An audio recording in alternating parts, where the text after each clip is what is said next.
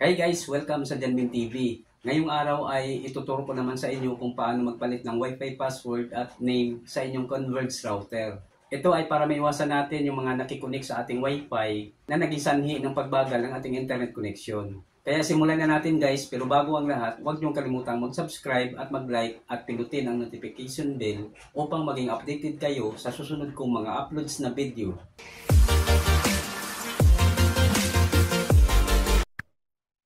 So bago tayo magsimula, kailangan nakakonect na kayo sa inyong Wi-Fi router. At kung connected na kayo, ang unang gagawin natin ay mag-open ng internet browser. Kahit anong internet browser ay pwede nyong gamitin. So itap lang natin itong Chrome. At pag nag-open na siya, itype lang natin dito sa address bar yung IP address ng Converge router. Itong 192.168.1.1.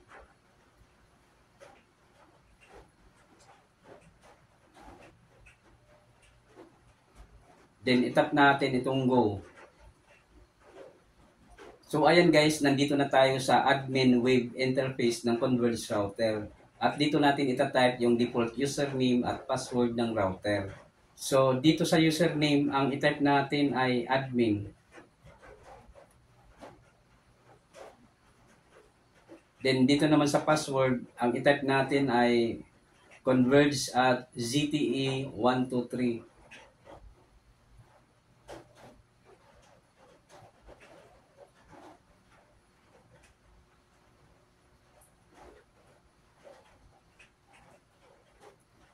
Then itap natin itong login. Ayan, nakapag-login na tayo guys, at ito yung dashboard ng router. Then para mapalitan natin siya ng password, ay itap lang natin itong WLAN settings na makikita natin dito sa bandang kanan.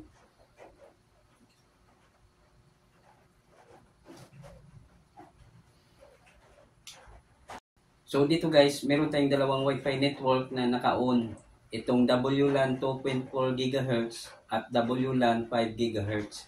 Yung dalawang yan ang papalitan natin ng Wi-Fi password. Then baba tayo ng konti at iselect natin itong WLAN SSID configuration.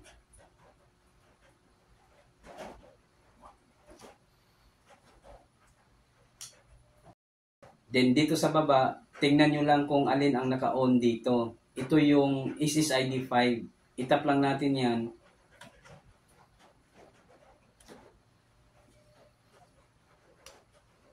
So dito guys, makikita natin yung kanyang SSID name at papalitan natin yan ng ibang name.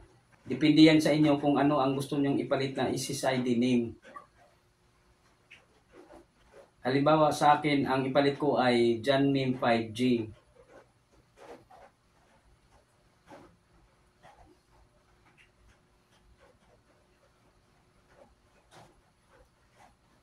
Then dito naman sa password, depende na rin sa inyo kung ano ang gusto nyong ipalit na password. Halimbawa sa akin, ang ipalit ko ay janmim_tv at 2023.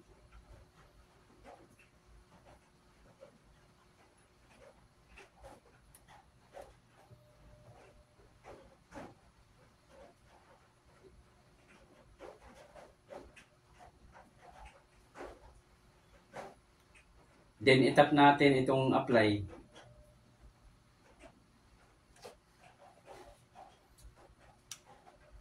So ayan guys, napalitan na natin ng SSID name at password yung 5G Wi-Fi network. Next, dito naman tayo sa 2.4 GHz. Ito naman yung papalitan natin ng SSID name at password. So dito sa SSID name, halimbawa ang ipalit ko ay Janmim 2.4G.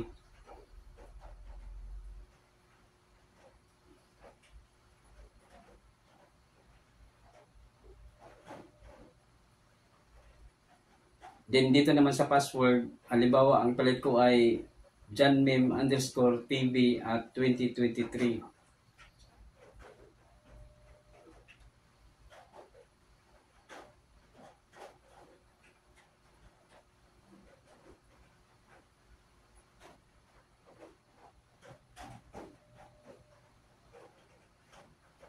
Then itap natin itong apply. Pagkatapos niyan ay madi-disconnect tayo sa Wi-Fi router. I-reconnect na lang natin siya ulit gamit ang bagong Wi-Fi password. So dito guys, makikita na natin yung dalawang Wi-Fi name na ipinalit natin. Itong Janmim 2.4G at Janmim 5G. At dito tayo mag-reconnect sa Janmim 2.4G. I-tap lang natin yan. Then i-type natin yung kanyang bagong Wi-Fi password.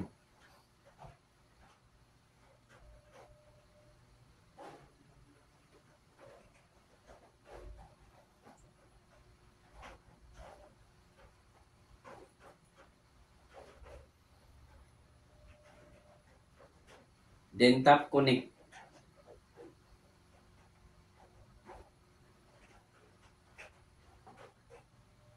Ayan, connected na tayo. Then palitan na rin natin yung kanyang login password dahil marami nang nakakaalam nito at pwede nilang ma-access yung ating router.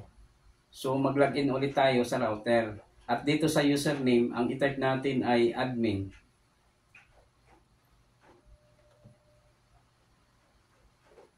At sa password naman ay converge at ZTE 123.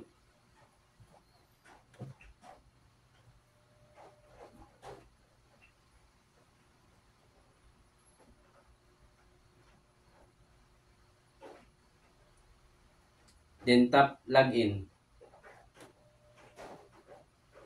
Ayan guys, nandito ulit tayo sa dashboard ng router. At para mapalitan natin siya ng login password, ay itap lang natin itong management and diagnosis. Then select natin itong account management.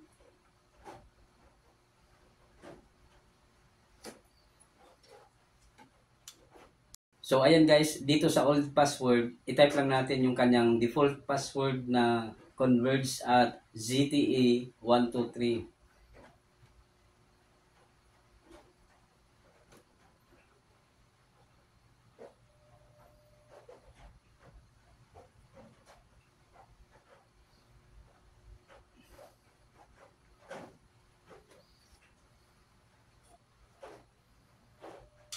Then dito sa new password, i-type nyo lang kung ano ang gusto nyong ipalit na login password.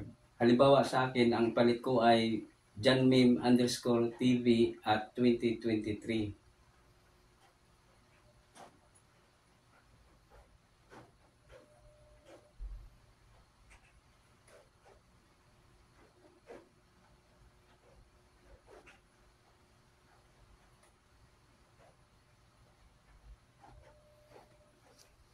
Then i-retype lang natin sa baba para ma-confirm.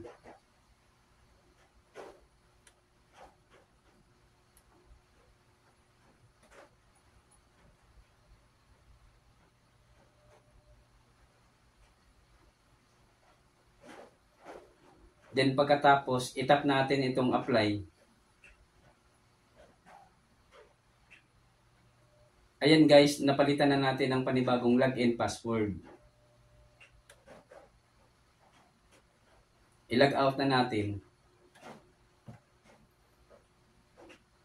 Next ay i-try natin mag-connect sa dalawang Wi-Fi network para malaman natin kung gumagana yung ipinalit natin na Wi-Fi password. Unahin natin itong Janmim 2.4G. Itap lang natin yan. Then i-type natin yung kanyang bagong Wi-Fi password.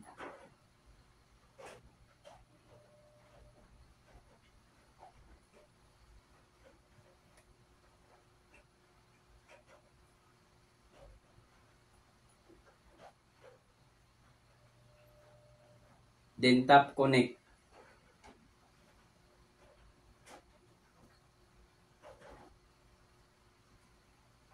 Ayan, connected na tayo.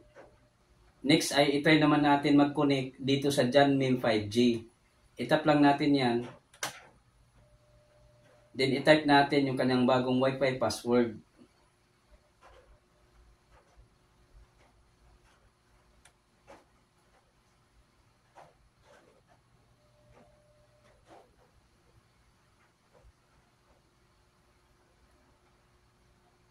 Then tap connect.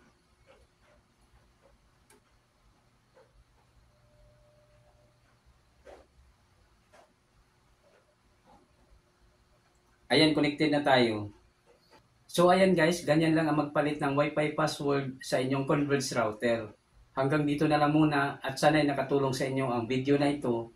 Ako po si Rodolfo Membreve Jr. At huwag niyong kalimutang mag-subscribe at mag-like at pindutin ang notification bell upang maging updated kayo sa susunod kong mga uploads na video. Bye!